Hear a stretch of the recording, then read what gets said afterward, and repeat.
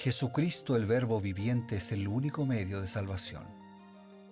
Él es el centro del pensamiento de nuestra vida, la fuente y la autoridad de la doctrina. El principal propósito de la vida de Cristo fue la obediencia a los mandamientos, exaltando la ley de Dios como un reflejo de su carácter. El principal mensaje a ser predicado en el mundo, basado en Apocalipsis 14, está representado por 3 ángeles llevando el Evangelio eterno al mundo entero. Este mensaje se basa en los encantos inigualables de Cristo y declara que la hora del juicio ha llegado y llama a obedecer los mandamientos de Dios. Mediante su palabra, Dios ha comunicado a los hombres el conocimiento necesario para la salvación. Las Santas Escrituras deben ser aceptadas como dotadas de autoridad absoluta y como revelación infalible de su voluntad. Y aunque el canon de las Escrituras inspiradas está cerrado, el Espíritu Santo continúa iluminando, amonestando y confortando al pueblo de Dios a través del testimonio de Jesús, el Espíritu de profecía. El camino a la vida se traza a través de un camino angosto que debe ser recorrido con confianza a las promesas que Dios dejó a hombres y mujeres fieles que dedicaron sus vidas hasta la muerte por el Evangelio eterno. Los fundadores de la Iglesia soñaron con el día en que la revelación sería una realidad en sus vidas. Miraron con los ojos de la fe a aquel día glorioso cuando finalmente la promesa sería cumplida en la venida magistral de Jesucristo a esta tierra para recompensar a cada uno según sea su obra.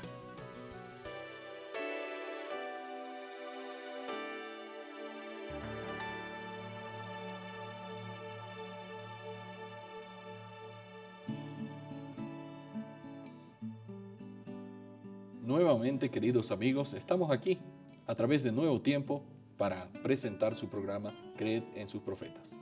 Este es un programa dedicado al estudio, a la investigación, a la búsqueda de respuestas que nos ayudan a entender los detalles de la palabra de Dios a través del espíritu de profecía, la inspiración divina dada a través de Elena White.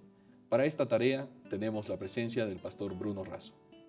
Gracias, Ever. Es un gusto estar contigo, estar con todos nuestros amigos, estar con la palabra de Dios y estar con este espacio buscando profundizar, buscando crecer y buscando aplicar toda la voluntad de Dios a nuestra vida.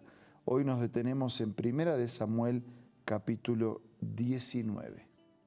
En este capítulo encontramos una vez más a Saúl intentando matar a David. Desde que David aparece en la escena de la vida política, de la vida militar del pueblo de Israel, Saúl primero como que no entendía, no vislumbraba en David un rival. Y en realidad no era un rival. David nunca se puso a confrontar al rey, ¿no? Él ni ambicionaba siquiera su puesto. Pero Dios estaba preparando poco a poco a este muchacho. Cuando escuchó que decían Saúl mató a sus miles y David a sus 10,000, le molestó. Empezó ahí a roer un gusanito dentro de su corazón. Envidia, celos. Exactamente, ¿no? Y fue creciendo a tal punto que se empeñó en una encarnizada batalla interior de su corazón y que se manifestaba a través de su actitud de David con el fin de matarlo. Pero había una lucha interior más profunda en el corazón de Saúl. ¿Qué lucha más profunda está simbolizada por esa lucha interior en el corazón de Saúl? ¿Qué nos dice el espíritu de profecía?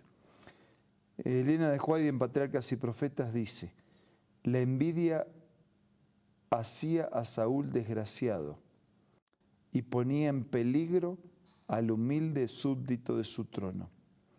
Cuánto daño indecible ha producido en nuestro mundo este mal rasgo de carácter.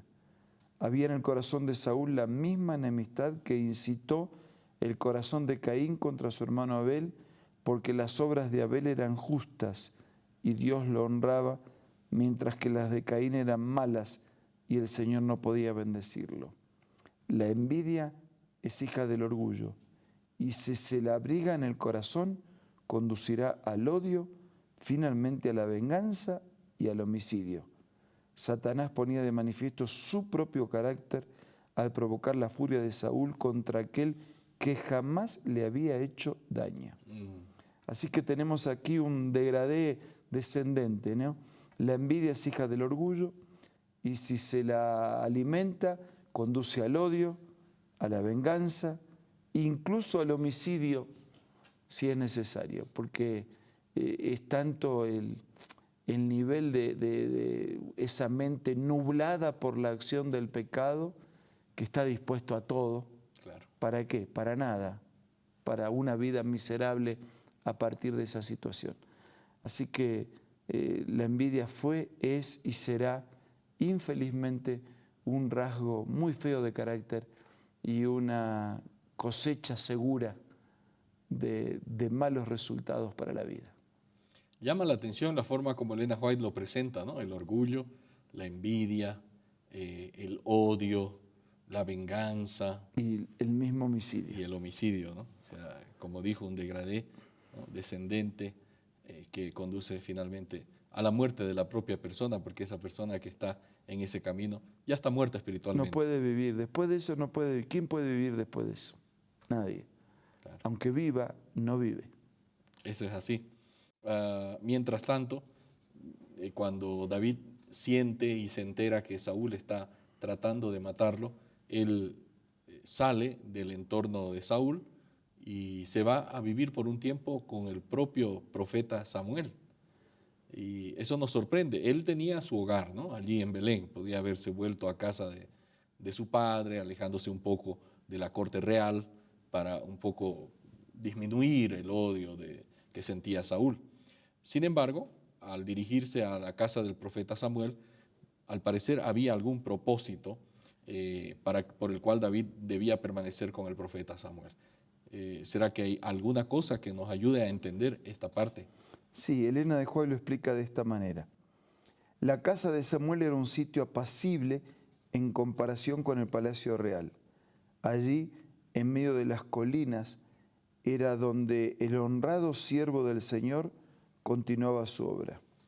Lo acompañaba un grupo de videntes que estudiaban cuidadosamente la voluntad de Dios y escuchaban reverentemente las palabras de instrucción que salían de los labios de Samuel.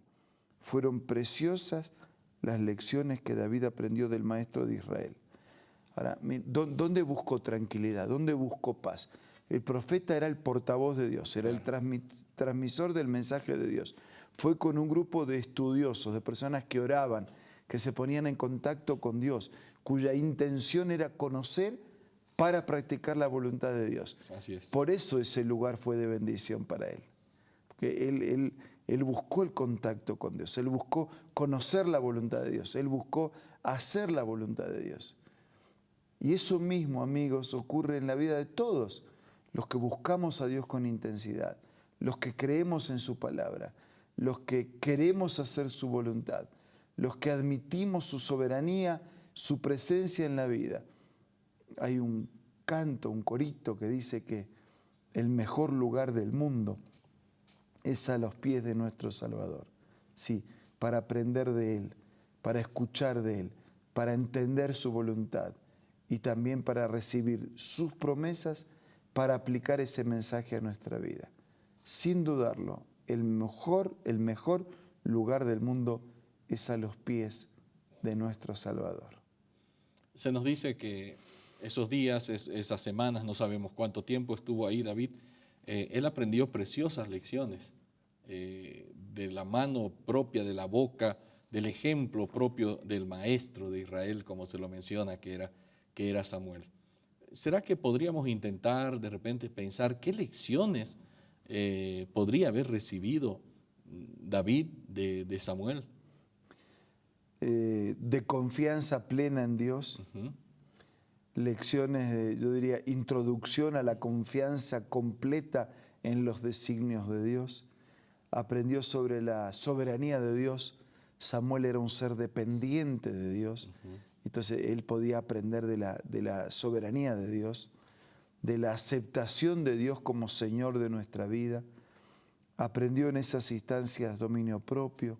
Claro. aprendió cómo permanecer en vínculo de comunión con el Señor, aprendió a desarrollar un carácter que refleje el carácter de Jesús, aprendió sobre misiología, aprendió que en la vida no estamos por acaso ni por casualidad, tenemos una misión que cumplir, tenemos un proyecto que llevar.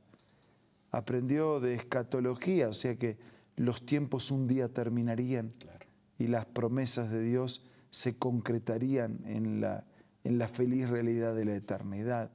Así que podríamos decir que él aprendió el ABC de la vida cristiana, de una dependencia plena y completa de Dios.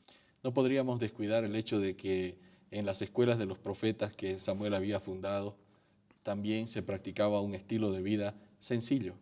Y tal vez el Señor al alejarlo de la corte, una vida de lujo, fastuosa, porque Saúl había empezado a implementar muchas costumbres paganas, lo saca de allí para mostrarle otra vez la sencillez de la vida con la que originalmente él se había criado. Sí, y aunque parezca así una contradicción, lejos de esos grandes centros urbanos donde el pecado parece ser más común, más aberrante, más atractivo, entre comillas, ese retiro espiritual un poco alejado permite experimentar más de cerca y de una manera más abierta la presencia del Señor. Qué bueno, pastor. Realmente esto nos ayuda muchísimo. Una vida apacible, una vida de completa dependencia del Señor, una vida sencilla, son lecciones que todos necesitamos aprender. Ahora tenemos un consejo importante y ya volvemos. ¿Qué tal? Presta mucha atención a esta cita. Jacob prevaleció porque fue perseverante y decidido. Su experiencia atestigua el poder de la oración insistente. Este es el tiempo en que debemos aprender la lección de la oración que prevalece y de la fe inquebrantable. Las mayores victorias de la Iglesia de Cristo o del cristiano no son las que se ganan mediante el talento o la educación, la riqueza o el favor de los hombres. Son las victorias que se alcanzan en la cámara de audiencia con Dios, cuando la fe fervorosa y agonizante se hace del poderoso brazo de la omnipotencia. Qué lindo, ¿verdad? Esta cita tú la encuentras en el libro La Oración, escrito por Elena G. de White. No puedes perder este maravilloso libro de tu biblioteca personal. Así que te invito una vez más a que visites la página www.aces.com.ar o también puedes hacerlo visitando una iglesia adventista del séptimo día cerca o próximo del lugar donde tú te encuentres. También descárgalo como Elena G. de White del App Store o del Play Store. Tenemos el momento justo para recibir una invitación, una apelación a nuestra vida, queridos amigos, y también pedir la bendición del cielo. Quiero decir para cerrar hoy que nosotros tenemos que intencionalmente buscar el mejor lugar y el mejor momento, prioritariamente en las primeras horas de cada día, para sentirnos y para sentarnos en la presencia de Dios. Y quien comienza el día en comunión con Dios, quien comienza el día de rodillas ante el Señor, vive el día de pie ante el mundo y vive el día cumpliendo la misión por la cual su vida existe. Ahora vamos a orar. Señor, ayúdanos para que prioritariamente en las primeras horas de cada día te busquemos. Ayúdanos para que vivamos contigo todo el día. Ayúdanos para que la comunión contigo sea nuestra primera búsqueda y para que en breve, cuando regreses, podamos compartir contigo la eternidad. Bendícenos, por favor. Oramos agradecidos en el nombre de Jesús. Amén. Amén. Esto ha sido Creed en sus profetas. Nos encontramos el día de mañana. Un nuevo capítulo, una nueva reflexión, una nueva aplicación para nuestra vida. Nos vemos.